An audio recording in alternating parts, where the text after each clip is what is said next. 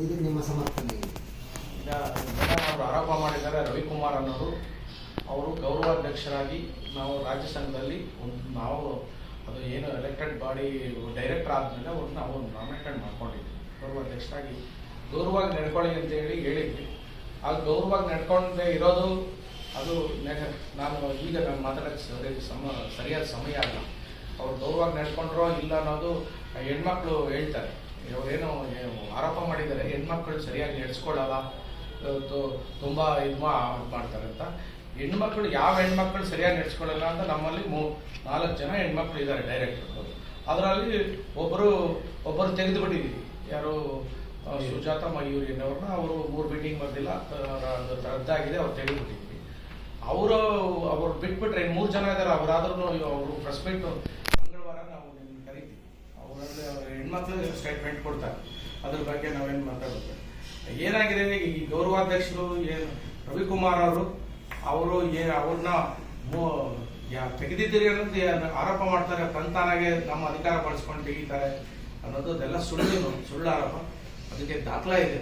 ನಮ್ಮ ರಾಜ್ಯ ಸಂಘದ ಬೈಲಾ ಪ್ರಕಾರ 3 ಮೀಟಿಂಗ್ ಬರದೇ ಇರೋದ್ರಿಂದ ಅವ್ರನ್ನ ತಂತಾನಾಗೆ ತೆಗೆದಿದ್ದೀವಿ.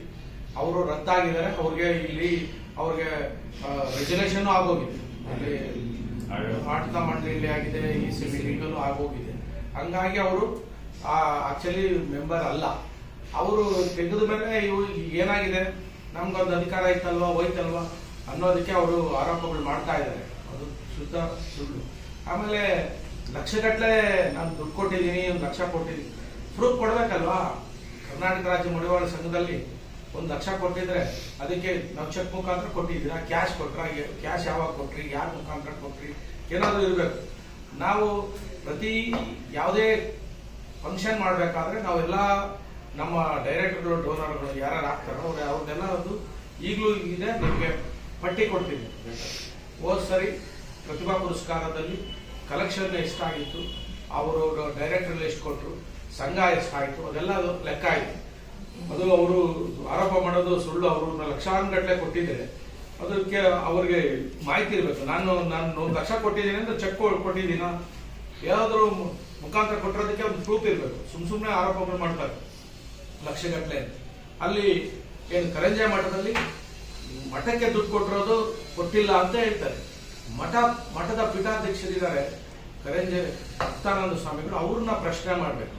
ಪ್ರಶ್ನೆ ಮಾಡಿ ನಾವು ನಿಮ್ಗೆ ಅವ್ರ ನಂಬರ್ಗಳು ಕೊಡ್ತೀವಿ, ಸ್ವಾಮೀಜಿಯವ್ರ ನಂಬರ್ ಕೊಡ್ತೀವಿ, ಅಲ್ಲಿ ಸೆಕ್ರೆಟರಿಗಳು ಅವರೆಲ್ಲ ಇರ್ತಾರೆ, ಅವ್ರ ನಂಬರ್ ಕೊಡ್ತೀವಿ.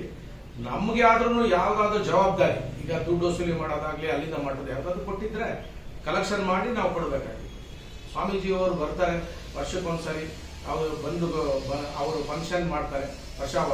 ಅದಕ್ಕೇನೋ ದೇಣಿಗೆ ಅವರ ಮನೆಗಳಲ್ಲಿ ಕೈಲಾದಷ್ಟು ಸಹಾಯ ಮಾಡ್ತಾರೆ. ಅವ್ರು ಎಲ್ಲಾರು ಅದು ಬಿಟ್ರೆ ನಾವು ಯಾರ ಹತ್ರನು ದುಡ್ಡು ಇಸ್ಕೊಂಡಾಗ್ಲಿ ಅವ್ರಿಗೆ ಮಠಕ್ಕೆ ನಾವು ಮೋಸ ಮಾಡಿರೋದು ಅದೆಲ್ಲ ಶುದ್ಧ ಸುಳ್ಳು.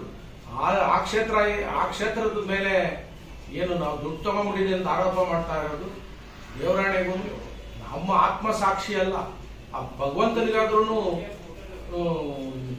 ನಾವು ಸಹಿಸಕ್ಕಾಗಲ್ಲ. ಯಾಕೆಂದ್ರೆ ಅಲ್ಲಿ ಆ ಮಠ ಇದೆ, ಮಠ ಅಲ್ಲ, ಅದು ದೇವಸ್ಥಾನ. ಅದು ಆ ದೇವಸ್ಥಾನದಲ್ಲಿ ಕ್ಷೇತ್ರದಲ್ಲಿ ತುಂಬಾ ಪವರ್ಫುಲ್ ಕ್ಷೇತ್ರ ಇದು.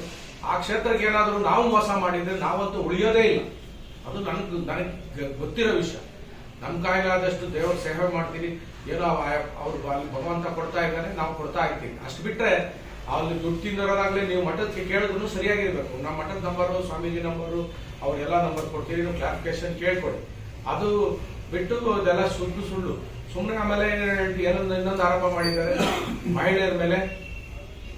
ಅವರು ಈ ಸರಿಯಾಗಿ ನಡೆಸ್ಕೊಳ್ಳಲ್ಲ, ಒಂಥರ ಏನೋ ದುರ್ನಡತೆಯಾಗಿ ಅವ್ರನ್ನ ಏಕವಚನದಲ್ಲೆಲ್ಲ ಮಾತಾಡಿ. ಯಾರಾದ್ರೂ ಈಗ ಆರೋಪ ಮಾಡ್ಬೇಕಲ್ವಾ? ಆರೋಪ ಮಾಡಿದ್ರೆ ನನ್ನ ಬಗ್ಗೆ ಇದು ಮಾಡಿದ್ದಾರೆ ಅಂತ ಆರೋಪ ಮಾಡಬೇಕು. ಯಾರೋ ಹೊರಗಡೆ ತೆಗೆದಾಕದ ಮೇಲೆ ಹೇಳ್ತಾರೆ ಆರೋಪ. ಇಲ್ಲಿ ಪ್ರೆಸೆಂಟ್ ಇರೋರ ಕೈಲಿ ಅವ್ರ ಮೇಲೆ ನಾವು ಏನಾದ್ರು ಮಾತಾಡಿದ್ದೀನಿ ಅನ್ನೋದಕ್ಕೆ ಅವ್ರ ಜೊತೆಲಿದ್ರು